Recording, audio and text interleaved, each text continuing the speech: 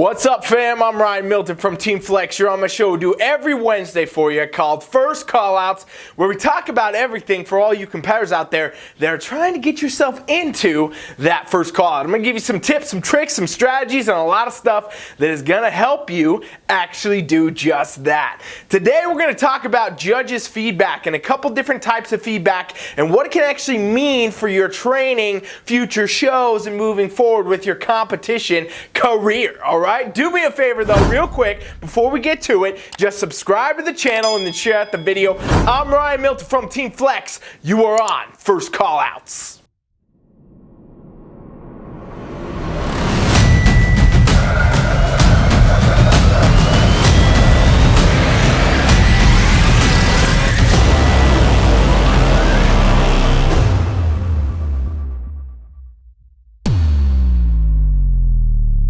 If you compete in the Npc and the IFBB in the sport of bodybuilding, we're talking about all divisions by the way, then feedback is the #1 thing that you need to get to make sure that you're going further and further in your actual competition career, okay? The Npc and the IFBB for that matter have these amazing layers of competition. You know, we can start as true novice, go into novice, go into the open, go into nationals, get a pro card, go from pro card to pro shows, you know what I mean? You guys get what I'm saying. There's all these different layers, but what needs to happen all the time is that you're actually getting constant feedback from the judges, okay? Feedback is actually what's going to shape you as a competitor and actually how you're going to be able to get better, do better. Now, feedback from the judges is not like feedback from, you know, your friends, your other competitors, you know, even your coach. Feedback from the judges is to the point. It's going to be exactly what you need to know. And it's going to tell you how to cater your training.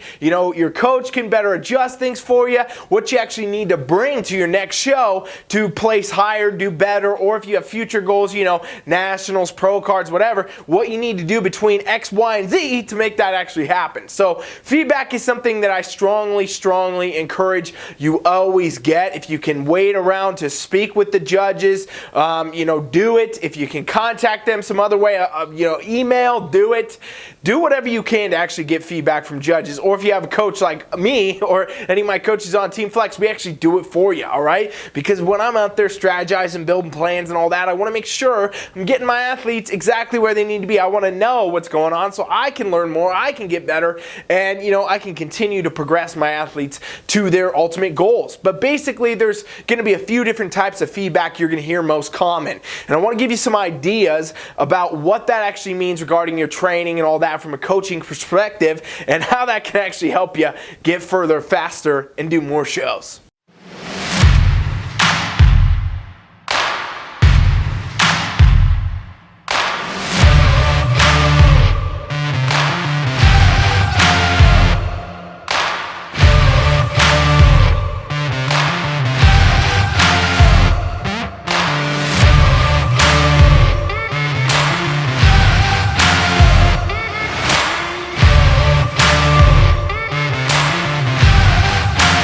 So no matter what division you're doing, the judges, they are looking to make sure that you fit the criteria of that division. Now, this is usually a combination of these things, all right? It's going to be your muscularity, your shape, your symmetry, your size, your proportion, and if you fit the actual criteria of that division, then your conditioning. Your conditioning also, guess what, has to fit the criteria of the division, and conditioning means how much body fat, you know, percentage you have, how lean you are, in other words, versus other divisions. Every division is different, okay? And then you're looking at posing and presentation. If you can own the poses, you show the right angles, you pose like a pro or not, all right? So these three things, you know, your muscle, your conditioning, and your posing presentation are pretty much what wraps up all these divisions when the judges actually see you on stage. I know a lot of competitors, they get in their mind thinking, you know, it's all about the cardio, it's about the dieting, it's about the reps in the gym. The judges don't see any of that. What they do see is exactly what I just said. If you have the right muscle, you got got the right conditioning, you got the right posing, presentation,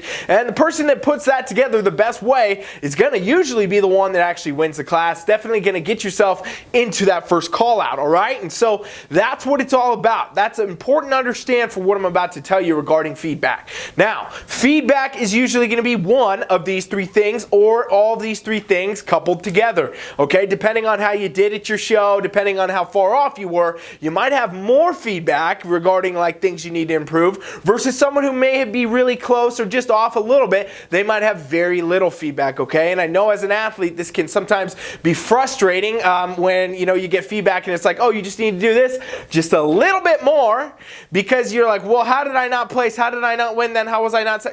Every show is different. Every judging panel is different. Every competitor that shows up, every lineup is different, okay? So what they're looking for, what's going on, what they can see, you guys wouldn't even know this stuff being a competitor. I've been a coach now for years and years, and I sit, right behind where the judges sit, trying to see what they're seeing.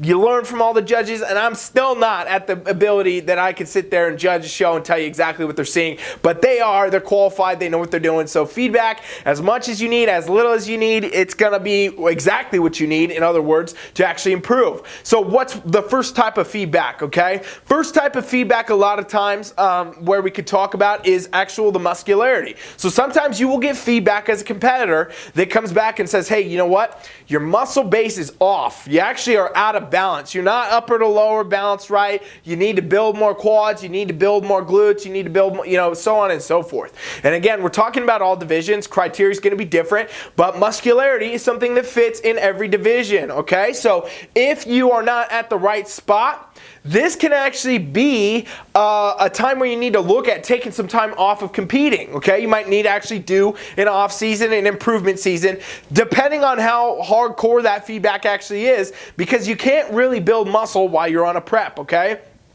When you're on a prep, you're basically on a dieting phase, right? We're leaning out, dieting down. Building muscle actually requires the opposite. It requires a surplus, and it takes time. It's not easy to build muscle. You can't just do it overnight, a week, 2 weeks even. You need some actual months down the road where you can sit there and you can raise your calories and you can build muscle and train really hard and then come back. So if a judge is telling you, hey, you need more muscle, you're just not in the right spot at all, you're probably best off to not try to do another show right then, actually just take that feedback and move yourself into an improvement season, build the muscle, and then you'll be able to come back better. So that is definitely one type of feedback and one thing you want to think about regarding your training.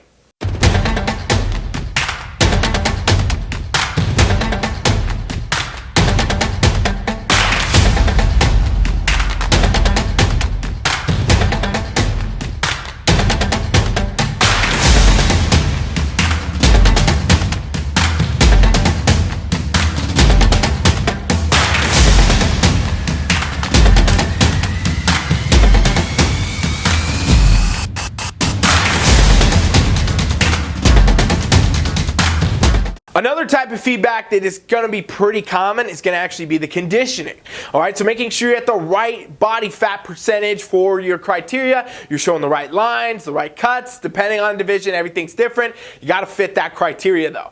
And so when it comes to conditioning, a lot of times what you'll hear is one of two things. You're either going to hear too soft, you need to tighten up a little bit, or you're actually too hard and you need to actually put on a little more body fat. And depending on the division, this happens a lot for bikini and a lot of the other women's divisions, but also into the men's divisions. You have to fit the right level of conditioning, and if you're too hard, too soft, it can drastically change where you're going to actually place. So feedback for conditioning, honestly, is my preferred feedback to get as a coach because it's such an easy thing to adjust, okay? So let's say that I bring an athlete to comp, we didn't place the way we wanted. It happens all the time in the sport of bodybuilding. If anybody tells you it doesn't, they're lying to you. It happens all the time, different placings, different shows, all very different. And I want to get conditioning feedback if that happens, because that means, okay, I can easily adjust now. Maybe you came in too lean. All right, we had a little bit more calories. 2 weeks, you're ready to go. Oh, you need to actually be a little bit leaner, a little tighter. Big deal. We'll diet a little more, add another cardio,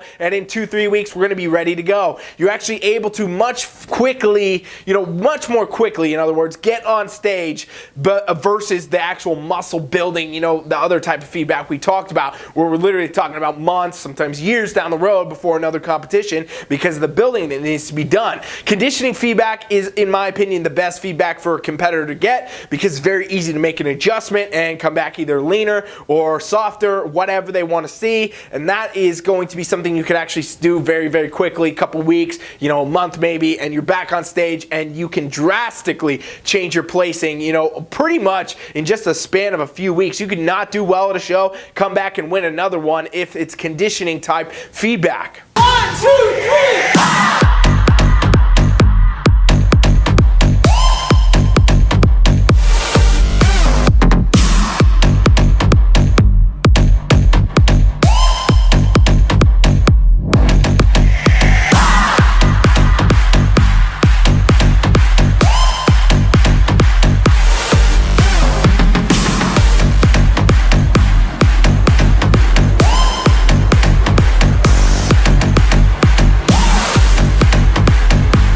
And now the third most common type of feedback you're going to get from the judges will actually regard your posing and your presentation. Now, your posing and your presentation, again, different for every division. Got to fit the criteria. Some get more individualized routines up to a minute. Some do, just 10, 15 seconds of their individuals. And basically, every posing routine is going to be different. The goal of your posing should be to hide your weak points and accentuate your strong points. That's always what you should be doing when you're posing. Show your judges the best angles you got and hide any of them that are not, and that's how you're going to actually, be able to place better and pose better and fit the criteria better overall. But when we're talking about posing, that's one thing. Presentation is almost a separate object, right? Because presentation really has to do with how you own yourself on stage, how you come out, the different stuff regarding, for women, it's their suit, it's their hair, their makeup, earrings, all these little details that come into the presentation, and of course, stage presence. For all divisions, all of them are really going to need to focus on that stage presence. And so when you come out on stage, that's a separate object in the same time, and sometimes you will actually get feedback regarding posing and presentation. And usually this is my second favorite type of feedback to get, obviously, because it's a very easy fix again. If we get an athlete on stage and the feedback is, yeah, improve their posing, put them back on here, do this, change the back pose a little bit, try this, that makeup just didn't work, to maybe a different, all these different things. Okay, cool, boom, we can do that in a matter of days, weeks, whatever. We can work on posing, we can adjust, we can bring them back to stage very quickly. So as a coach and as anyone watching this that's a competitor, in my opinion, your goal should always be to prioritize your muscle on prep, all right? Prioritize your muscle, because if you have to take time off to actually build muscle, it's going to be a lot more time and a lot more, dedicated training, and sometimes it can take months, 6, 12, 18 months before you can have built enough to go back to stage. The amount of competitors that diet too hard because they're so worried about the conditioning, right, being lean enough, and then they burn off all the muscle they've taken years to build, that puts you in a bad spot eventually, right? Because like I said, we can go through tiers of the NPC and the IFBB, from true novice to open to nationals to pro cards and beyond. And basically, with each one of these, it becomes a different level of physique, right? True novice is obviously going to be the very, very beginning. So true novice means it's truly your first show. Novice category can be, a little bit, you could have done a few shows and you could be there, so you might have more experience.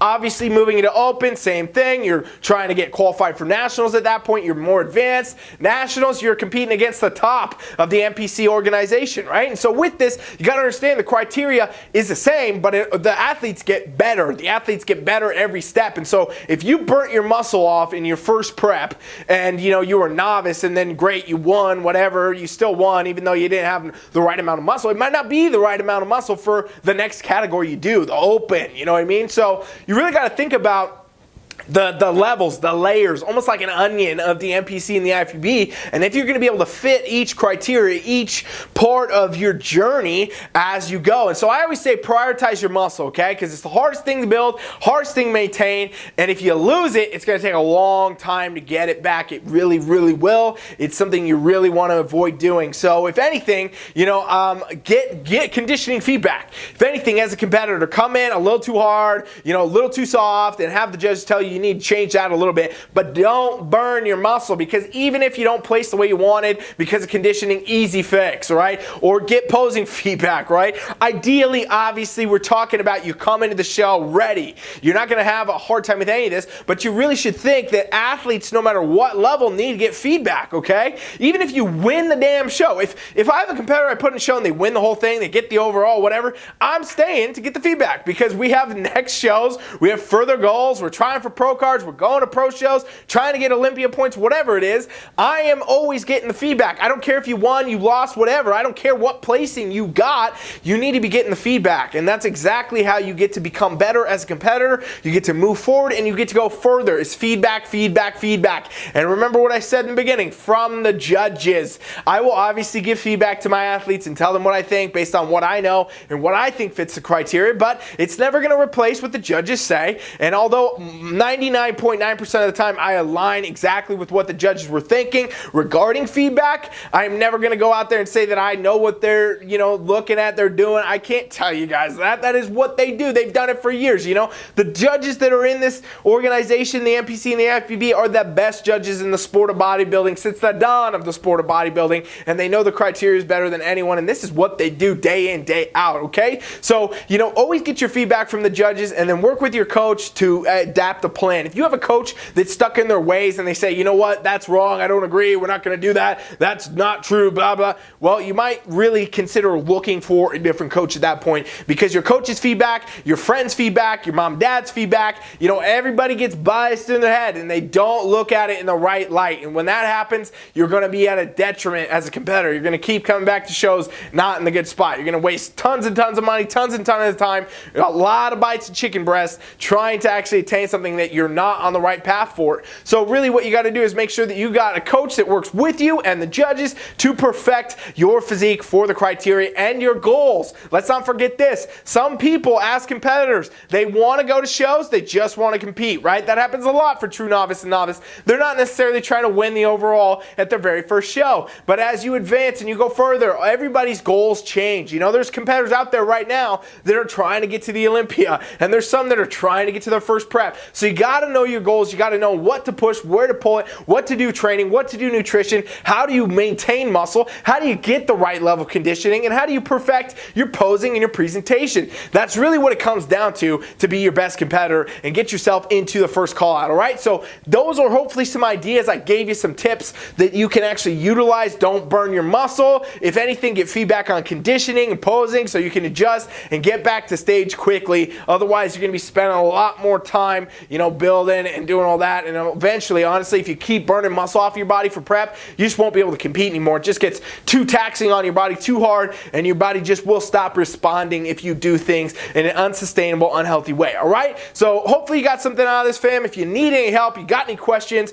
you want to, some advice on your training, your nutrition, whatever, go to my website right now, TeamFFLEX.com. There's a free coaching trial we offer you where we take you on for 7 days, just like you're a real, actual client athlete we have, all right? The only people that get access to our coaching in our app with me and my coaches are people we actually train or people on the free trial. So you got an opportunity to try this out for free, no obligation to do anything, no cards, no money, nothing. We just want to help you out. We want to give back. We want to support you on your competing journey. So if you go to my website right now, TeamFFLEX.com, put your email in that pop-up. It's an instant invitation to our free trial. Me or one of my coaches will set you up. We'll help you out with whatever you want, wherever you are, whatever goal you got, we'll take care of it, all right? Thank you for watching First Callouts. I'm Ryan Milton from Team Flex. Do me a favor, subscribe to this channel, share out this video for yourself, your competing friends, everybody out there. Thanks for watching. Coach Rye is out.